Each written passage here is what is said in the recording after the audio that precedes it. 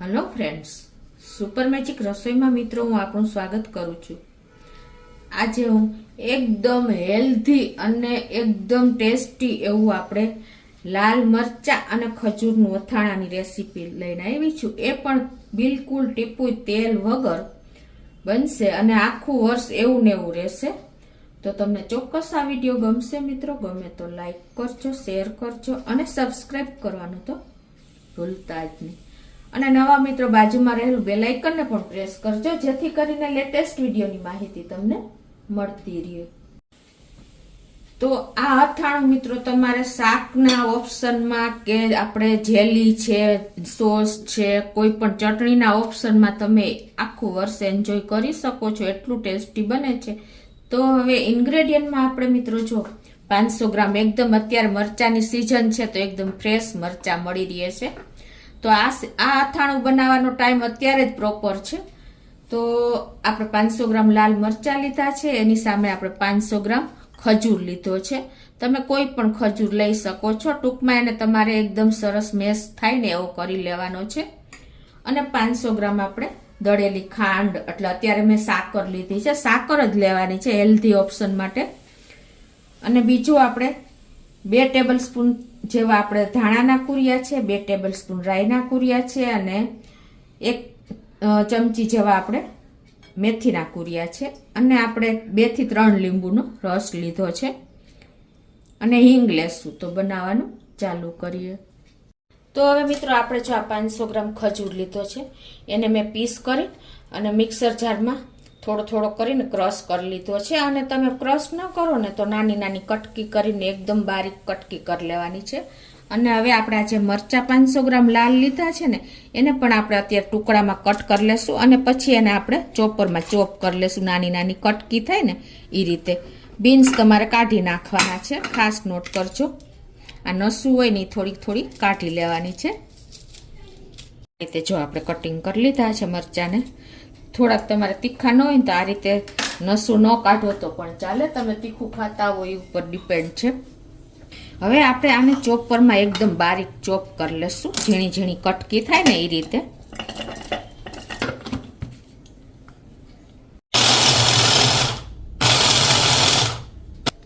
તો આ રીતે જો આપણે એને ચોપ કરી લીધું છે, એ જ રીતે હવે બધા જ મરચાને આપણે ચોપ કરી લઈએ। તો આ રીતે જો આપણે બધા મરચા ચોપ થઈ ગયા છે। હવે જે આપણે આ બોરો લીધો છે ને એને પણ આપણે પીસી લેશું। જે 2 ટેબલ સ્પૂન ધાણાના કુરિયા છે, 2 ટેબલ સ્પૂન આપણે રાઈના કુરિયા છે અને 1 ચમચી જેવા મેથીના કુરિયા, આ બધાને આપણે થોડાક બારીક પીસી લેશું। તમે શેકવું હોય તો શેકી પણ શકો છો, શેકીને પણ પીસી શકો છો। તો આ રીતે આપણે બોરાને પણ પીસી લીધો છે। હવે મિત્રો આપણે બિલકુલ તેલનો ઉપયોગ કર્યા વગર આપણે અથાણું બનાવવાનું છે, તો પણ તમારું અથાણું બગડશે નહીં। તો હવે જે આપણે આ ખજૂર લીધો છે ને એને પણ મેં તમને કીધું એમ પીસી લીધો છે મેં થોડો થોડો કરીને। તો આ બધું હવે આપણે મિક્સ જ કરવાનું છે। તો આમાં હવે આપણે જે ખાંડ લીધી છે, જેટલો ખજૂર 500 ગ્રામ ખજૂર છે તો સામે આપણે 500 ગ્રામ દળેલી સાકરનો પાવડર લીધો છે એ નાખી દેશું। આમાં સમય એમ નથી એટલે આપણે મોટા વાસણમાં લઈ લઈ ખજૂર અને સાકરનો પાવડર બને। તો હવે આમાં આપણે ખજૂર, સાકરનો પાવડર અને હવે આ બોરો પણ નાખી દઈએ। હવે 2 ચમચી જેવું આપણે ટેસ્ટ એકોર્ડિંગ મીઠું પણ નાખી દઈએ। અને હવે આ બધું આપણે પહેલા મિક્સ કરી લેશું હાથેથી, એટલે આપણી સાકરનો પાવડર અને ખજૂર એકદમ મેશ થઈ જાય। તો આ રીતે જો આપણે ખજૂર અને સાકરનો પાવડર મિક્સ થયા પછી આપણે જે મરચાને પેલા કર્યા છે કટ એ નાખી દેશું। અને એમાં આપણે 1 ટીસ્પૂન જેવી હિંગ નાખી દેશું। અને હવે લીંબુનો રસ પણ નાખી દેશું। અત્યારે મેં 2 ટેબલ સ્પૂન જેવો લીધો છે, પછી જરૂર પડશે તો તમને બતાવું આગળ। હવે આ બધું જ આપણે મિક્સ કરવાનું છે સરખું એવું। મિત્રો આ અથાણું જેમ ટાઈમ જશે ને એમ એકદમ જેલી જેવું લચકેદાર થઈ જાય છે અને એટલું જ આપણને ખાવામાં હેલ્ધી બને છે, કેમ કે આપણે સાકર, ખડા સાકરનો પાવડર બનાવ્યો છે, ગાંગડા સાકરનો, અને ખજૂર છે, અને લાલ મરચા પણ આપણે અત્યારે જ મળે છે. તો તમારે જો આ અથાણું બનાવવું હોય ને તો અત્યારે જ તમે બનાવી શકો છો મિત્રો.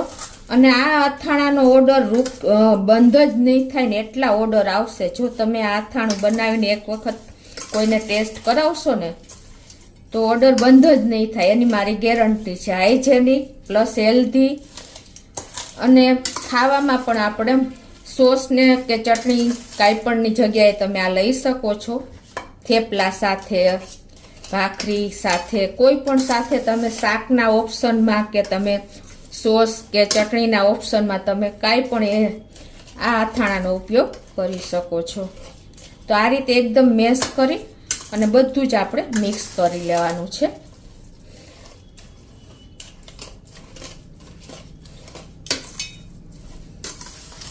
જો આપણે બધા જ ઇન્ગ્રેડિયન્ટ મિક્સ કરી લીધા છે, અને આમાં આપણે બિલકુલ તેલનો ઉપયોગ નથી કર્યો, એટલે આને પ્રિઝર્વેટિવ તરીકે આપણે લીંબુનો જ ઉપયોગ કરવાનો છે, લીંબુના રસનો જ ઉપયોગ. એટલે જેટલા આપણે ખજૂર લીધો છે, જેટલો આપણે સાકરનો પાવડર લીધો છે ને એટલા જ એટલો જ લીંબુ લેવાના છે. એટલે કે 500 ગ્રામ લીંબુ તમે નાખશો ને એટલા એક પ્રિઝર્વેટિવનું કામ કરશે. અને પછી તમારે બોરો તમારા ટેસ્ટ એકોર્ડિંગ વધઘટ કરી શકો છો. અને મેં આ મેથીયો મસાલો 1 ટેબલ સ્પૂન નાખી દઉં છું. આની રેસીપી મેં મારા સુપર મેજિક રસોઈ ચેનલમાં મૂકેલી છે, તમે જોઈ લેજો. આનો ટેસ્ટ પણ આમાં સરસ જ લાગે છે. અને તમે અદાણીનો જેમ પિકલ મસાલો આવે છે ને, અથાણાનો મસાલો, એ પણ લઈ શકો છો. આ રીતે બધું જ આપણે હેલ્ધી ઇન્ગ્રેડિયન્ટ તૈયાર થયા છે મિત્રો. અને જુઓ એનો એકદમ સરસ મિક્સ પણ થઈ ગયું છે. આ અથાણું તમે કોઈને ટેસ્ટ કરાવશો ને તો તમારે આંગળા ચાટતા રહી જાય ને એટલું ટેસ્ટી જેલી જેવું બની જાય છે, એકદમ સરસ. અને આને તમારે આ રીતે મિક્સ કર્યા પછી 2 દિવસ તમારે આ જ વાસણમાં બહાર જ રાખવાનું છે, અને વચ્ચે વચ્ચે ચલાવતા રહેવાનું છે, કેમ કે તો જ સરસ મિક્સ થઈ જશે. તમારે તરત જ બેણીમાં નથી ભરી લેવાનું. અને આ રીતે તમારે મિક્સ કરી પછી આ રીતે આપણે ઢાંકીને રાખી દેવાનું છે. મિત્રો, આ અથાણું તમે બનાવીને કોઈને ટેસ્ટ કરાવશો ને તો તમને જે અથાણું તમારા ઓર્ડર ઉપર ઓર્ડર મળતા રહેશે. જે સેલ કરતા હોય ને એના માટે હું કહું છું કે તમારા ઓર્ડર બંધ નહીં થાય અને તમે પહોંચી પણ નહીં વળો ને એટલા ઓર્ડર આવશે. એટલું ટેસ્ટી અથાણું આપણું તૈયાર થાય છે. તો આ રીતે આપણે એને 2 દિવસ ઢાંકીને બહાર જ રાખી દેશું અને વચ્ચે વચ્ચે ચલાવતા રહેશું. તો 2 દિવસ થઈ ગયા છે, અને જો આપણે વચ્ચે વચ્ચે ચલાવીને મિક્સ કર્યું છે તો એકદમ લચકેદાર જો આપણો અથાણું થઈ ગયું છે. તો હવે એને એક બેડીમાં ભરી લેશું.